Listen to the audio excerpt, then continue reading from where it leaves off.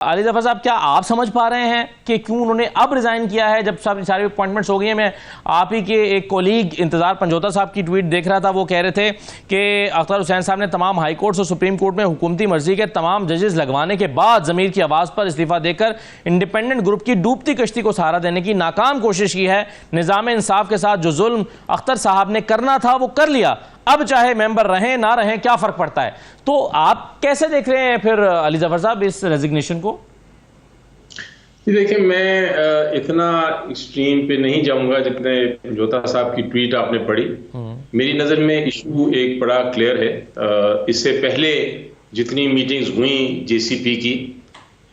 उसमें अख्तर साहब ने वही, चूंकि वो नॉमिनी है पाकिस्तान बार काउंसिल की, और चूंकि वो बार काउंसिल का इस वक्त एक तरह से अलायंस है हुकूमत के साथ, लॉ मिनिस्ट्री के साथ, अटॉर्नी जनरल साहब के साथ, और जो पीएमएलएन है और पीपल्स पार्टी का मौक़िफ़ है उसके साथ, तो उन्होंने अभी तक उसी तरह तकरीबन वोट किए नॉमिनेशंस जो जजेस की थी उसके लिए, जिस तरह के उनके बार काउंसिल ने कहा, और उसमें कोई मुझे नहीं लगा कि उन्होंने कोई तब्दीली ज्यादा की हो या कोई अपना मौक़िफ़ पेश किया हो सकता है थोड़ा बहुत हो, लेकिन जनरली वो उसी के साथ ही चल रहे थे। लेकिन लास्ट जो मीटिंग हुई, जिस मीटिंग को हमने बायकॉट किया था, क्योंकि वो सीनियरिटी, हमने कहा था कि पहले सीनियरिटी का फैसला हो जाए तो फिर आप ये सुप्रीम कोर्ट के जजेस के अपॉइंटमेंट का फैसला करें। तो उस मीटिंग में जो मुझे पता चला है, वहां उन्होंने एक ऐसा स्टैंड लिया जो कि बार काउंसिल और पीएमएलएन और लॉ मिनिस्टर साहब के मौक़िफ़ के बरक्स था। तो जब उन्होंने ये स्टैंड लिया तो उसके बाद जो मुझे इत्तला मिली है, मैंने कंफर्म नहीं किया, मैं उनको फोन करने की कोशिश कर रहा था, लेकिन इत्तला ये है कि वो उनकी फिर उसके बाद बार काउंसिल में उनकी एक तरह से मुखालफत हुई और झगड़ा हुआ, और फिर उनको रिमूव करने की बात भी हुई, और उन्होंने फिर ये मौक़िफ़ इख्तियार किया कि मैं रिज़ाइन कर देता हूँ बजाय इसके कि ये मज़ीद झगड़ा बढ़े। तो ये एक है पोजीशन, मेरा ख्याल है। और कमीशन के दौरान, सर इजलास के दौरान, मीटिंग के दौरान उनकी राय क्या थी? बहुत सख्त मौक़िफ़ था उनका, जब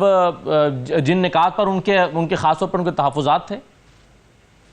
जी यही, क्योंकि हमने तो बायकॉट कर दिया था और उस मीटिंग को, और हम मीटिंग से बाहर निकल आए थे, तो एग्जैक्टली क्या पोजीशन थी अंदर नहीं पता चला, लेकिन जो बाद में इत्तला मिली और थोड़ी बहुत गुफ्तगू की मुख्तलिफ मेंबर से, तो यही लगता था कि उनका जो एक तरह से बड़ा टेंशन थी, वो एक तो थी जो लाहौर के जज साहिबान को अपॉइंट करना था, उस पर वो नहीं आमादा थे। फिर कोई एक जज साहब थे जो पेशावर हाई कोर्ट से सुप्रीम कोर्ट, जिनका अपॉइंटमेंट का इशू था, वो चाहते थे कि वो हों, और जो हुकूमत शायद नहीं चाहती थी कि वो हों। तो ये कुछ 2-3 ऐसे पॉइंट्स पे उनकी इख्तलाफात हुए, जो काफ़ी डिस्कशन भी हुई और डिबेट भी हुई। जेसीबी में लड़ाइयाँ नहीं होती, वो ये तो इम्प्रेशन है, कोई ऊंची आवाज़ में भी नहीं बोलता, लेकिन आप बहस ज़रूर करते हैं। तो ये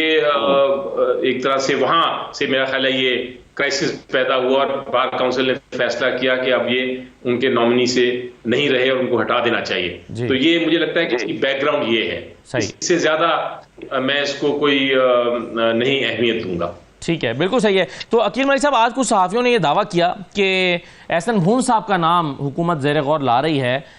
इनके मुतबादल के तौर पर जुडिशल कमीशन में। क्या आप इस की तस्दीक करेंगे, वाकई एहसन भून साहब आ सकते हैं?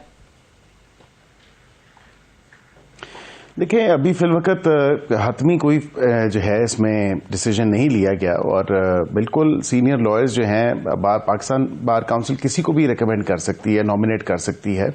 और ये अब मैं उसको रूल आउट तो नहीं करूँगा, वो एक सीनियर लॉयर हैं, बिल्कुल कंसिडर हो सकते हैं, लेकिन एट दिस स्टेज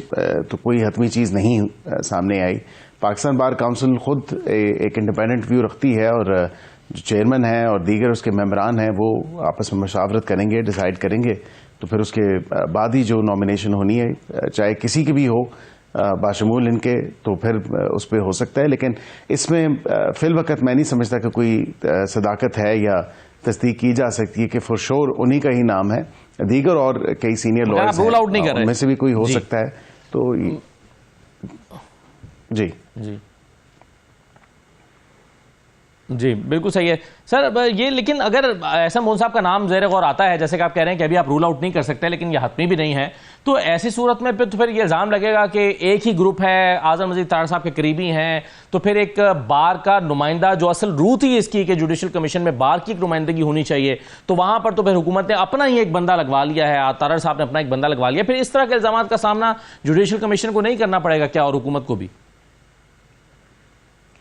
देखिए, इस पे ऑलरेडी हमारे पे बड़ा जो है एलिगेशन लगा है। अख्तर हुसैन साहब के टाइम पे भी जब वोट गिने जाते थे जेसीपी की मेंबरान की या उसकी कॉम्पोजिशन के हवाले से, तो अख्तर हुसैन को भी हमारे खाते में डाल दिया जाता था और उनको भी कहा जाता था क्योंकि ये हुकूमत की सपोर्ट करेंगे। और पाकिस्तान बार काउंसिल जो है वो अभी फिलवक़्त क्योंकि लॉ मिनिस्टर और अटॉर्नी जनरल जो हैं वो शायद इन्फ्लुएंस करते हैं, जिसमें ऐसी कोई हकीकत में बात नहीं है। पाकिस्तान बार काउंसिल एक अपना व्यू रखती है, इंडिपेंडेंट है अपने फैसलों में और अपनी नॉमिनेशंस में, तो उसमें अख्तर हुसैन साहब भी हमारे खाते में डाल दिए जाते थे। अगर वाक़तन ऐसी बात होती और मैं एक्सेप्शन लेता था उस वक्त भी कि अख्तर हुसैन साहब को, पाकिस्तान बार काउंसिल के नुमाइंदे को आप हुकूमत के खाते में नहीं डाल सकते, आप अटॉर्नी जनरल को डाल सकते हैं, लॉ मिनिस्टर को डाल सकते हैं, और 2 मेंबरान जो एक सेनेट से और एक नेशनल असम्बली से हैं, ये 4 हुकूमत की वोटें हैं, इससे ज़्यादा नहीं है। सिविल सोसाइटी वाली भी वो हमारे खाते में आ जाती थी क्योंकि वो स्पीकर ने नॉमिनेट किया था, एंड समबडी जो अहल हो सेनेटर बनने का, वो क्योंकि रिक्विजिट्स तमामतर देखे गए थे। तो ये सारी वोटें मुतवातिर तौर पर आपके जितने भी जर्नलिस्ट भाई और बहनें हैं और टीवी एंकर्स हैं, वो बिल्कुल मुझे याद है बड़ी अच्छी तरह कि वो हमारे ही खाते में डालते थे और कहते थे कि यह आपका क्योंकि पड़ला भारी है और आपकी वोटें जो है ना वो ज्यादा हैं, तो आप अपनी मर्जी के जजेस लगाएंगे। हालांकि ऐसी बात नहीं है। सही है। तमाम तर एक एक नॉमिनेशन के ऊपर, और जो परफॉर्मा था, क्योंकि अली जफर साहब तो खुद मेंबर हैं उस जेसीपी की कमेटी के, तो बिल्कुल उसमें इन्होंने देखा कि जो परफॉर्मा था जजेस की अपॉइंटमेंट के हवाले से और जो नए रूल्स बने हैं तो बड़े सख्त थे और बड़े स्ट्रिंजेंट थे, तो कोई उसको बाईपास नहीं कर सकता था किसी हवाले से भी। प्रैक्टिसिंग वो लॉयर्स जो अच्छी रिप्यूट रखते हों, जिनकी रिपोर्टेड जजमेंट्स हों और जिनका एक वसी और रीस तजर्बा हो लीगल केसेस में, तो उन्हीं को ही नॉमिनेट किया गया और फिर उनको एलिवेट किया गया। जी ठीक है, बैरिस्टर साहब हमारे साथ रहिएगा, एक छोटा सा ब्रेक लेते हैं, ब्रेक के बाद वापस आते हैं।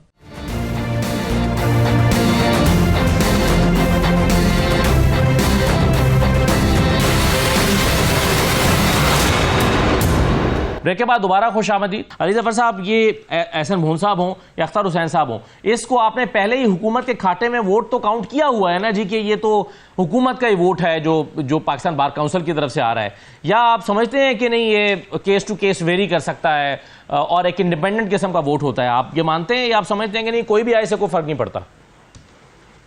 जी देखें, थियरी में तो ये इंडिपेंडेंट होना चाहिए, लेकिन इस वक्त जो पोजीशन है वो ये है कि चूंकि एक मखसूस ग्रुप और एक हुकूमत का ग्रुप इनफैक्ट कंट्रोल कर रहा है बार काउंसिल का, तो नॉमिनेट भी उन्होंने किया हुआ था। और हमने जो पहले देखा, लाहौर की बारी भी, इस्लामाबाद की बारी भी, पेशावर की बारी भी और बलूचिस्तान की बारी भी, हमने यही देखा कि जब वो मामले आ रहे थे तो ये एक ही ग्रुप एक ही तरह वोट कर रहा था। तो इसलिए तासुर यही मिल रहा था कि वो जो अख्तर साहब हैं वो भी इसी ग्रुप के मुताबिक, हुकूमत के मौक़िफ़ के मुताबिक वोटिंग कर रहे हैं।